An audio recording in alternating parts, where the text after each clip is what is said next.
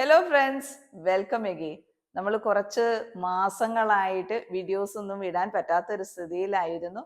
കുറച്ച് തിരക്കിൽ വിട്ടുപോയത് കൊണ്ടാണ് കേട്ടോ. അപ്പോൾ നമുക്ക് വേഗം തന്നെ വീഡിയോയിലേക്ക് കിടക്കാം. നമ്മൾ കുട്ടികളോടൊക്കെ നമ്മൾ സംസാരിക്കാറുണ്ട്. പാരൻസ് അതുപോലെ തന്നെ കുട്ടികൾ തിരിച്ച് പാരൻസിനോട് സംസാരിക്കാറുണ്ട്.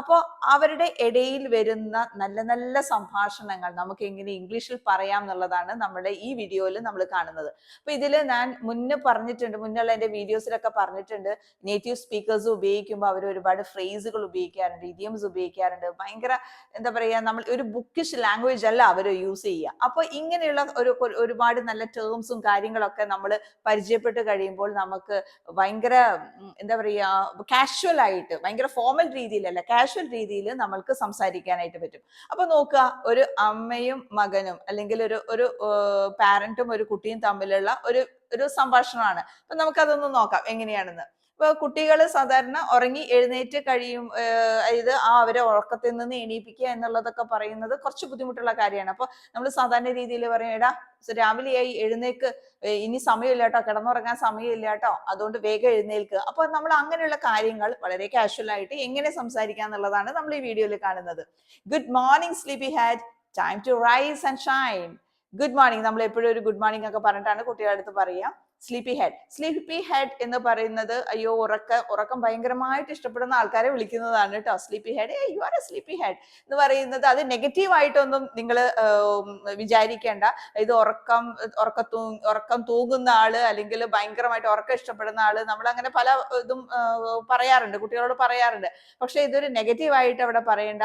ഉറക്കം ഇഷ്ടപ്പെടുന്ന ആൾക്കാരൊക്കെ നമുക്കത് പറയാം. Good morning sleepy head, time to rise and shine. ഇത് നിനക്ക് എഴുന്നേക്കാൻ നേരായിട്ടോ, നമ്മൾ പറയാറുണ്ടല്ലേ, വേഗം എഴുന്നേക്ക്. അപ്പൊ നമുക്ക് ഈ ഒരു രീതിയിലൊക്കെ പറയാം. Hi, hello, get up, it's time, now you don't have much time to sleep എന്നൊക്കെ നമുക്ക് അതിന്റെ ഇതിൽ പറയാം. അതേപോലെ തന്നെ ഉപയോഗിക്കാവുന്ന വേറെ കുറച്ച് വാക്കുകളാണ് ഇത്.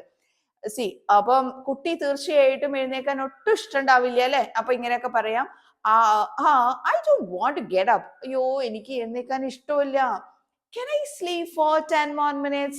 സാധാരണ കുട്ടികൾ എപ്പോഴും ചോദിക്കില്ല, അയ്യോ ഞാനൊരു 10 മിനിറ്റും കൂടെ കിടന്നുറങ്ങിക്കോട്ടെ, അല്ലെങ്കിൽ 5 മിനിറ്റ്, അല്ലെങ്കിൽ 1 മിനിറ്റും കൂടെ പ്ലീസ് എന്നെ എണീപ്പിക്കല്ലേ എന്നൊക്കെ പറയൂല്ലേ. ആ ഇതാണ് ഇവിടെ വരുന്നത്. I don't want to get up, അയ്യോ എനിക്ക് എണീക്കാൻ ഇഷ്ടമല്ല, എനിക്ക് ഇപ്പൊ എണീക്കണ്ട, ഞാനൊരു 10 മിനിറ്റും കൂടെ കിടന്നുറങ്ങിക്കോട്ടെ. Can I sleep for 10 more minutes? എനിക്കൊരു 10 മിനിറ്റും കൂടെ ഞാനൊന്ന് ഉറങ്ങിക്കോട്ടെ.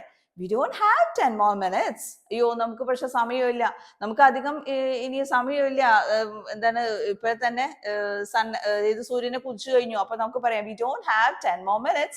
It's time to start the day. നമുക്ക് നമ്മുടെ ദിവസം തുടങ്ങാനുള്ള സമയമായി. അപ്പോൾ നമ്മൾ ഇങ്ങനെ പറയും, no we don't have enough time, please get up. ഇതൊക്കെ നമ്മൾ പറയാറുണ്ട്. അപ്പൊ ഞാൻ എപ്പോഴും ആലോചിക്കാറുണ്ട്, അമ്മമാര് ആദ്യമൊക്കെ വളരെ നല്ല വാക്കുകളാണ് ഉപയോഗിക്കുക. മോനെ എഴുന്നേക്ക് കേട്ടോ, ഇല്ലെങ്കിൽ ഒരൊറ്റ അലർച്ചയാണ് അല്ലേ, ഇടാ എണീക്കിടാന്ന് പറഞ്ഞിട്ട്. അപ്പൊ നമ്മൾ ഏതായാലും ഇംഗ്ലീഷിൽ അങ്ങനത്തെ ഒരു രീതിയിലേക്ക് ഇപ്പൊ ഇവിടെ വന്നിട്ടില്ല. വളരെ നല്ല സോഫ്റ്റ് ആയിട്ട് പറയുന്ന വാക്കുകളാണ് നമ്മൾ ഇവിടെ പറയുന്നത് കേട്ടോ. കാരണം ആ കുട്ടി അതുപോലെ സഹകരിക്കുന്ന കുട്ടി ആയതുകൊണ്ട് കൊച്ചെഴുന്നേറ്റു.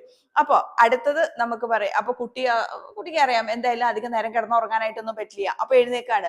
Okay, ready for the day. Okay, ഇനിയിപ്പോ വേറെ രക്ഷയൊന്നുമില്ല. അപ്പൊ so I am ready for the day. ഞാൻ എന്തായാലും ഈ ദിവസത്തിന് ഞാൻ തയ്യാറാണ്, ഞാൻ എഴുന്നേക്കാണ് എന്നുള്ള മീനിങ് ആണ് അതിലേക്ക് വരുന്നത്. ഞാൻ എഴുന്നേൽക്കാണ് എന്നുള്ള മീനിങ് ആണ് ഇതിൽ വരുന്നത്. That's A spirit dear. അപ്പൊ കുട്ടീനെ എന്തായാലും നമ്മളൊന്ന് പ്രോത്സാഹിപ്പിക്കണം അല്ലെ. കുട്ടീനെ നന്നായി മോനെ, വെരി ഗുഡ് എന്ന് പറയുന്ന പോലെ തന്നെ നമുക്ക് വേറെ രീതിയിൽ പറയാവുന്നതാണ്. That's A spirit dear.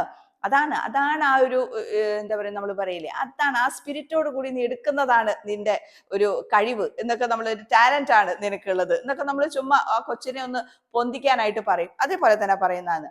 Did you have good dreams? നീ നല്ല സ്വപ്നങ്ങളൊക്കെ കണ്ടോ? ഓക്കെ. അല്ലെങ്കിൽ നമുക്ക് പറയാവുന്നതാണ്, നീ നന്നായിട്ട് ഉറങ്ങിയോ?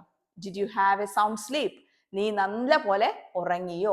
ഇവിടെ നമ്മൾ ചോദിക്കുന്നത് did you have good dreams? നിനക്ക് നല്ല സ്വപ്നങ്ങളൊക്കെ ഉണ്ടായിരുന്നോ? നീ നന്നായി സ്വപ്നം കണ്ടോ? Yeah, I dreamed about flying like a kite. അപ്പൊ നമുക്ക് ചിലപ്പോൾ വേണമെങ്കിൽ അതുപോലെയൊക്കെ എന്തെങ്കിലുമൊക്കെ രാത്രി നമ്മൾ സംസാരിച്ചതിന്റെയോ അതിന്റെയോ ഒക്കെ ആയിട്ട് ചിലപ്പോൾ കിടന്നുറങ്ങുമ്പോൾ അതൊക്കെ ഓർത്ത് ഒരു ഡ്രീം ഒക്കെ ചെയ്തിട്ടുണ്ടാവാം. അവിടെ പറയുന്നതാണ്, yes I dreamed about flying like a KITE. ഞാനൊരു കൈറ്റ് പോലെ ഫ്ലൈ ചെയ്യുന്നതായിട്ടാണ് ഞാൻ സ്വപ്നം കണ്ടത്. അപ്പൊ നമുക്ക് അവിടെ പറയാം ഹാ ഗ്രേറ്റ്, നമുക്ക് അവിടെ വളരെ അടിപൊളിയായിട്ടുണ്ട് എന്ന് പറയാം. ഇതെങ്ങനെ പറയാം? സൗണ്ട്സ് കൂൾ, അത് നന്നായിട്ടുണ്ടല്ലോ, നല്ലൊരു രസകരമായ ഒരു കാര്യമാണല്ലോ കേൾക്കാൻ എന്ന് നമുക്ക് എക്സ്പ്രസ് ചെയ്യാവുന്നതാണ് ഇതെല്ലാം. അപ്പൊ നമ്മളുടെ നെക്സ്റ്റ് വീഡിയോയിൽ ഇതേപോലെ തന്നെ നമ്മുടെ ആൾക്കാർ തമ്മിൽ സംസാരിക്കുന്നത്, അതേപോലെ തന്നെ രാവിലെ ഉണ്ടാകുന്ന സംഭാഷണങ്ങൾ എന്തൊക്കെയാണ്, ഇങ്ങനെയുള്ള കാര്യങ്ങളൊക്കെ തന്നെയായിരിക്കും നമ്മളുടെ നെക്സ്റ്റ് വീഡിയോയിൽ വരുന്നത്. So bye bye.